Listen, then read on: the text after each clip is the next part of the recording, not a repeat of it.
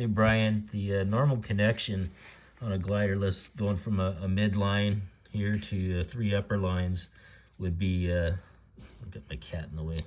Cat's got to be, get out of here. This is how you would normally make the handshake knot.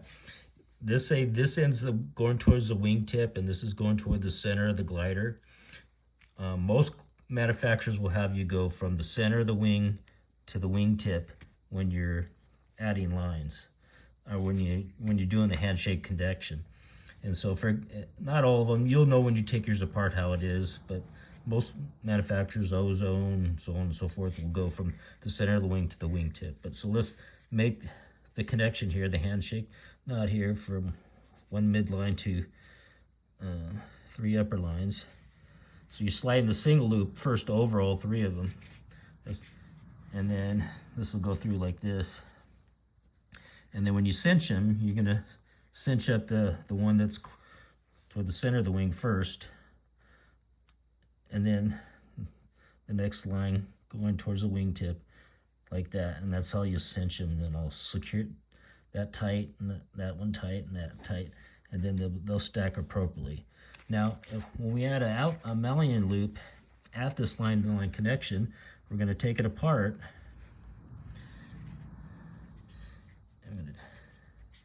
And that extra loop that we're going to make is not here, but it's up here, the part that we slide up.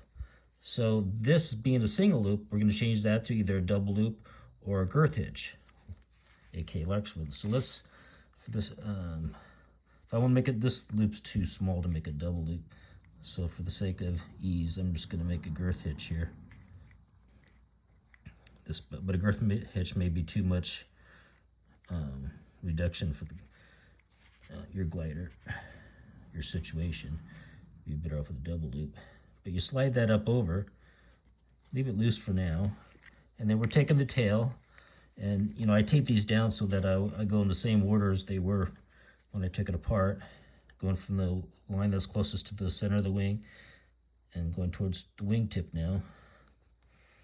It's the direction that you go about these. Okay, and then I'm going to pull these through,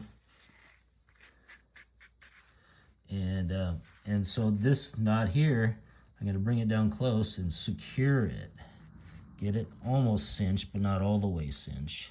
Okay, and then I'm going to, the one that's closer to the center of the wing is the one I'm going to secure first, like so.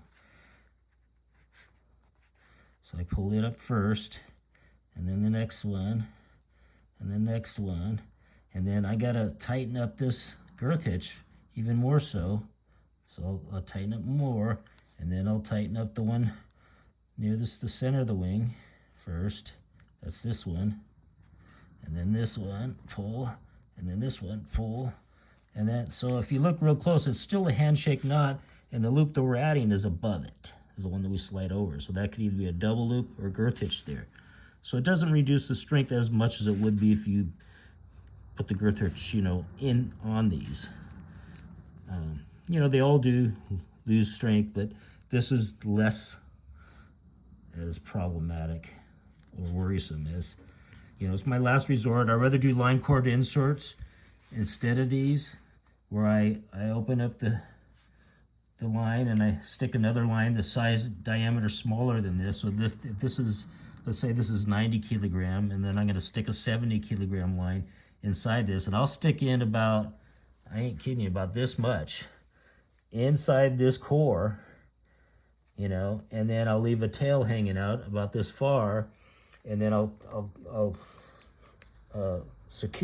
tighten it so that I got a piece inside the core that's about that long and with the tail out, and then I'll measure the line, and if it's too short, then I pull a little more out and measure it again. And I'll pull a little more out and measure it again until I get the measurement I want. So in other words, I'm sticking in more than I want, because you could always remove, but you can't add after you put it in. But anyhow, I prefer the line core inserts, and if these are sheath lines instead of unsheathed, then I'll go this route. Hope that helps.